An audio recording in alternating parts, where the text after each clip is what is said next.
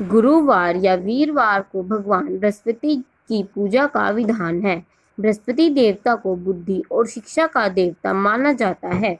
गुरुवार को बृहस्पति देव की पूजा करने से धन, विद्या, पुत्र तथा मनोवांछित फल की प्राप्ति होती है। परिवार में सुख तथा शांति रहती है।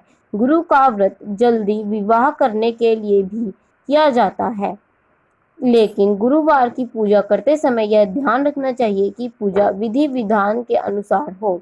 व्रत वाले दिन प्रातः काल उठकर बृहस्पति देव का पूजन करना चाहिए। बृहस्पति देव का पूजन पीली वस्तुएं, पीले फूल, चने की दाल, पीली मिठाई, पीले चावल आदि का भोग लगाकर किया जाता है। इस व्रत में केले का पूजन ही करें। कथा और पूजन के समय मन, कर्म और वचन से शुद्ध होकर मनोकामना पूर्ति के लिए बृहस्पति देव से प्रार्थना करनी चाहिए। दिन में एक समय ही भोजन करें। भोजन चने की दाल आदि का करें। नमक न खाएं। पीले वस्त्र पहनें। पीले फलों का प्रयोग करें। पीले चंदन से पूजा करें। पूजन के बाद भगवान बृहस्पति की कथा सुननी चाहिए। गुरुवार व्रत की कथा प्राचीन समय की बात है। किसी राज्य में एक बड़ा प्रतापी तथा दानी राजा राज्य करता था। वह प्रत्येक गुरुवार को व्रत रखता एवं भूखे और गरीबों को दान देकर पुण्य प्राप्त करता था। परंतु यह बात उसकी रानी को अच्छी नहीं लगती थी। वह न तो व्रत करती थी और न ही किसी को एक भी पैसा दान में देती थी, और राजा को भी ऐसा करने से मना करती थी। एक समय की बात है, राजा शिकार खेलने को वन को चले गए थे। घर पर रानी और दासी थी। उसी समय गुरु बृहस्पति देव साधु का रूप धारण करके दरवाजे पर भिक्षा मांगने को आए। साधु ने जब रानी से भिक्षा मांगी तो वह कहने लगी, हे साधु महाराज, मैं इस दान और पुण्य से तंग आ गई हूँ। आप कोई ऐसा उपाय बताएं जिससे कि सारा धन नष्ट हो जाए और मैं आराम से रह सकूं। बृहस्पति देव ने कहा, हे देवी, तुम बड़े विचित्र हो। संतान और धन से कोई दुखी होता है? अगर अधिक धन है तो इसे शुभ कार्यों में लगाओ। कुंवारी कन्याओं का विवाह कराओ। विद्यालय और बाग बगीचों का निर्माण कराओ, जिससे तुम्हारे दोनों लोग सुधरे। परंतु साधु की इन बातों से रानी को खुशी नहीं हुई। उसने कहा, मुझे ऐसे धन की आवश्यकता नहीं है जिसे मैं दान दूं और जिसे संभालने में मेरा सारा समय नष्ट हो जाए। तब साधु ने कहा, यदि तुम्हारी ऐसी इच्छा है तो मैं जैसा तुम्हें बताता हूँ तुम वैसा ही करना। बृहस्पतिवार को तुम घर को गौ के गोबर से लीपना, अपने केशों को पीली मिट्टी से धोना, केशों को धोते समय स्नान करना, राजा से हजामत बनाने को कहना, भोजन में मांस मदिरा खाना, कपड़ा धोबी के यहाँ धुलने डालना। इस प्रकार 7 बृहस्पतिवार करने से तुम्हारा समस्त धन नष्ट हो जाएगा। इतना कहकर साधु रूपी बृहस्पति देव अंतर्ध्यान हो गए। साधु ने के कहे अनुसार करते हुए रानी को केवल 3 बृहस्पतिवार ही बीते थे कि उसकी समस्त धन संपत्ति नष्ट हो गई। भोजन के लिए राजा का परिवार तरसने लगा। तब एक दिन राजा रानी से बोला, हे रानी, तुम यहीं रहो, मैं दूसरे देश को जाता हूँ, क्योंकि यहाँ पर सभी लोग मुझे जानते हैं, इसलिए मैं कोई छोटा कार्य नहीं कर सकता। ऐसा कहकर राजा परदेश चला गया। वहां वह जंगल से लकड़ी काट कर लाता और शहर में बेचता। इस तरह वह अपना जीवन व्यतीत करने लगा। इधर राजा के परदेश जाते ही रानी और दासी दुखी रहने लगी। एक बार जब रानी और दासी को 7 दिन तक बिना भोजन के रहना पड़ा तो रानी ने अपनी दासी से कहा, हे दासी, पास ही के नगर में मेरी बहन रहती है, वह बड़ी धनवान है, तू उसके पास जा और कुछ ले आ ताकि थोड़ा बहुत गुजर बसर हो जाए। दासी रानी के बहन के पास गई। उस दिन बृहस्पतिवार था और रानी की बहन उस समय बृहस्पतिवार व्रत की कथा सुन रही थी। दासी ने रानी की बहन को अपनी रानी का संदेश दिया, लेकिन रानी की बड़ी बहन ने कोई उत्तर नहीं दिया। जब दासी को रानी की बहन से कोई उत्तर नहीं मिला तो वह बहुत दुखी हुई और उसे क्रोध भी आया। दासी ने वापस जाकर रानी को सारी बात बता दी।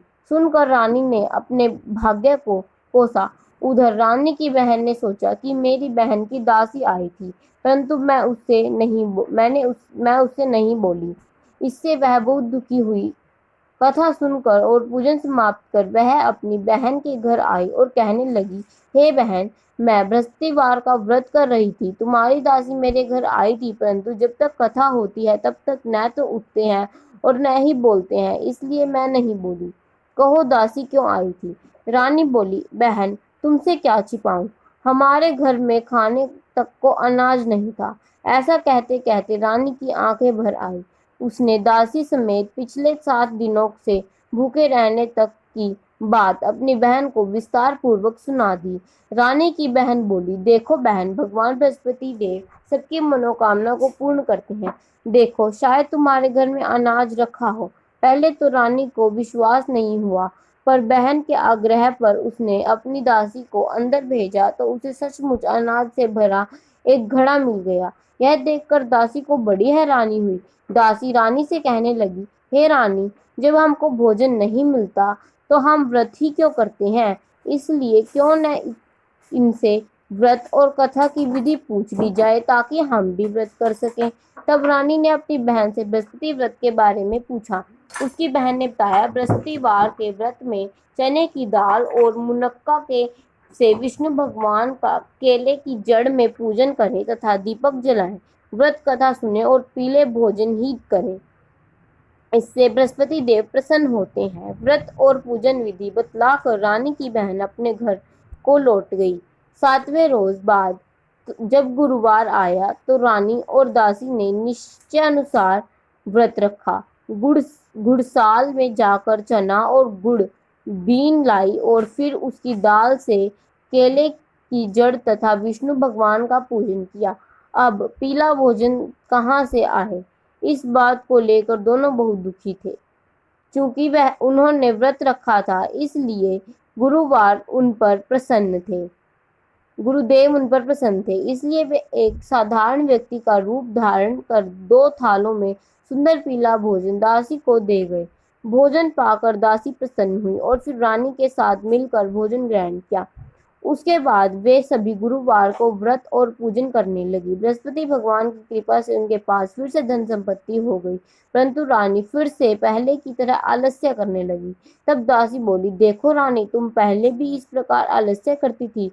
तुम्हें धन रखने में कष्ट होता था, इस कारण सभी धन नष्ट हो गया, और अब जब भगवान गुरुदेव की कृपा से धन मिला है तो तुम्हें फिर से आलस्य होता है। बड़ी मुसीबतों के बाद हमने यह धन पाया है, इसलिए हमें दान पुण्य करना चाहिए, भूखे मनुष्यों को भोजन कराना चाहिए और धन को शुभ कार्यों में खर्च करना चाहिए, जिससे तुम्हारे कुल का यश बढ़ेगा, स्वर्ग की प्राप्ति हो और पितर प्रसन्न हो। दासी की बात मानकर रानी अपना धन शुभ कार्यों में खर्च करने लगी, जिससे पूरे नगर में उसका यश फैल गया।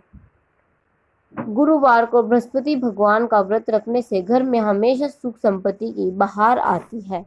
ओम जय जगदीश हरे, स्वामी जय जगदीश हरे, भक्त जनों के संकट दास जनों अवगुण बंसी वाला दूर करे। हरि ओम जय जगदीश हरे, जो ध्यावे फल पावे, दुख विन से मन, स्वामी दुख विन से मन का, सुख संपत्ति घरे आवे, कष्ट मिटे तन।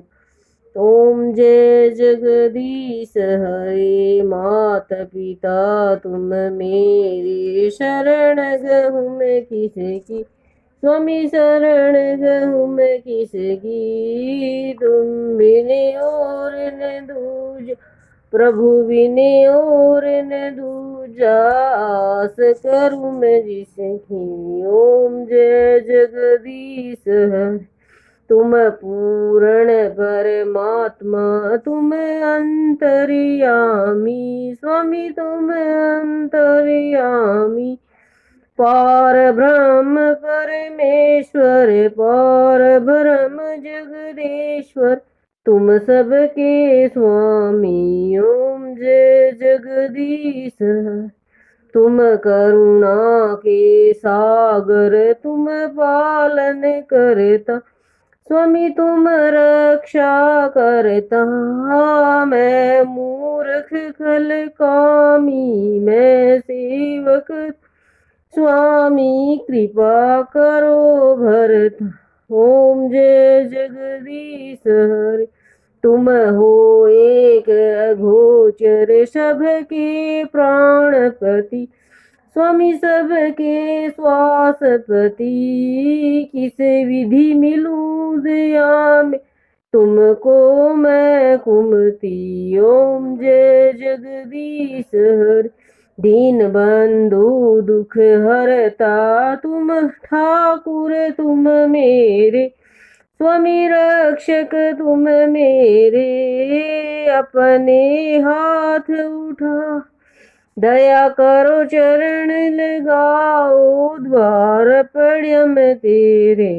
ओम जगदीश हरे, विषय विकार मिटाओ, पाप हरो देवा, स्वामी कष्ट हरो देवा। श्रद्धा भक्ति बढ़ाओ, श्रद्धा प्रेम बढ़ाओ, संतन की सेवा। ओम जय जगदीश, तन मन धन सब कुछ है तेरा, स्वामी सब कुछ है तेरा। तेरा तेरी अर्पण, तेरा तुझको समर्पण, क्या लागे मेरा।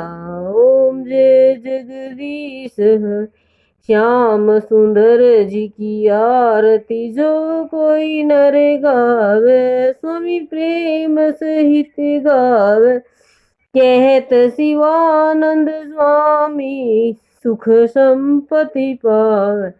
ओम जय जगदीश हरे, ओम जय जगदीश हरे, स्वामी जय दीनानाथ हरे। भक्त जनों के संकट दास जनों के, अवगुण बंसी वाला दूर करे। हरि ओम जय जगदीश हरे।